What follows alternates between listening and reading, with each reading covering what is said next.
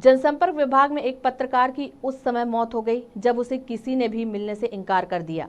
मामला जनसंपर्क मुख्यालय भोपाल का है। यहां बुंदेलखंड से आए एक पत्रकार योगेश दीक्षित अपनी समस्या लेकर जनसंपर्क अधिकारियों से मिलने आए थे, लेकिन उन्हें किसी ने सुनना तक मुनासिब नहीं समझा।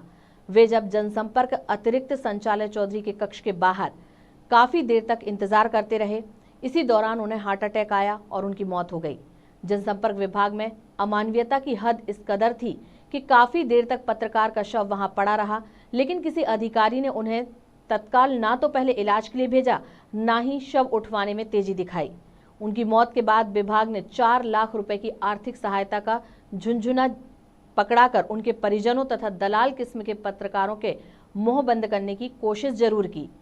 पिछले 1 साल से जनसंपर्क विभाग दलाली का अड्डा ज्यादा बनता जा रहा है। कमलनाथ के शासनकाल में कांग्रेसी नेता और दलाल जमे रहते थे तथा वास्तविक पत्रकारों की कोई सुनवाई नहीं थी। वहीं अब जबकि शिवराज सरकार आ गई, तब भी अधिकारी अपनी ही मस्ती में मस्त हैं। आईएएस अफसरों की तरह अतिरिक्त व अन्य स्तर के संचालकों व अन्य अफसरों को एसी और वाहनों की सुविधाएं तो मिल गई हैं, लेकिन वे ना तो सरकार की छवि को लेकर चिंतित हैं और ना ही पत्रकारों की समस्याओं के लिए चिंतित रहते हैं। ना उनके ऑफिस आने का समय है और ना ही लोगों से मिलने का। सीएम शिवराज सिंह चौहान तक भी ये बातें इसलिए नहीं पहुंच पाती क्योंकि सीनियर अफसर उन्हें अवगति नहीं कराते कि फील्ड में कहां क्या चल रहा है।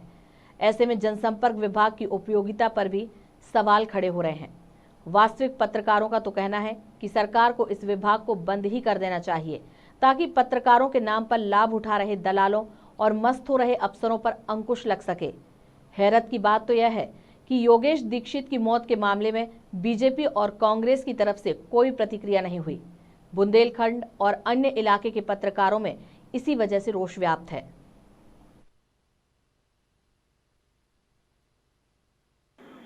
क्या है, चाहे सरकार किसी भी पार्टी की हो, किसी की भी हो, पत्रकारों के हित में कभी उन्होंने सोचा नहीं है। और पिछले हम देख रहे हैं, कम से कम मतलब 5 साल से तो देख रहे हैं कि पत्रकारों के हित में सरकार कोई ध्यान नहीं दे रही है। प्रोटेक्शन एक्ट की मांग करी थी पत्रकारों ने, उसका पूरा वो कुछ नहीं हुआ है। इसके बाद जो है अभी मेरे को ज्ञात हुआ है कि 4-6 दिन पहले एक पत्रकार जनसंपर्क संचालनालय भोपाल में बार विज्ञापन की राशि प्राप्त करने के लिए आ रहा था।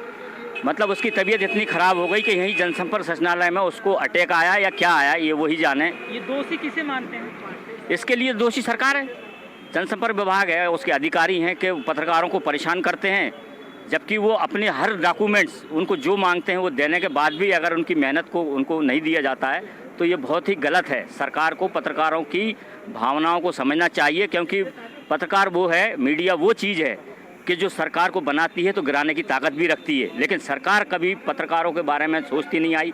हमारा कहना है, मैं भी एक मीडिया से जानता हूं और मैं पत्रकार की आवाज़ और भावनाओं को समझता हूं। मेरे को जैसे ही पता लगा उस पत्रकार साथी का निधन हो गया है, तो मैंने जनसंपर्क के आला अधिकारियों से मांग की है कि उसके परिवार को, आश्रित परिवार को 10 लाख रुपए दिए जाएं। यदि मान लो सरकार 10 लाख रुपए नहीं देती है तो हम पत्रकार बंधु सभी लोग इकट्ठे होकर धरना प्रदर्शन करेंगे। आश्रित परिवार को 10 लाख रुपए की राशि दी जाए, ये हमारा विश्वास है। और जब तक नहीं देगी सरकार, जब तक हम लोग संघर्ष करते रहेंगे, आवाज़ उठाते रहेंगे।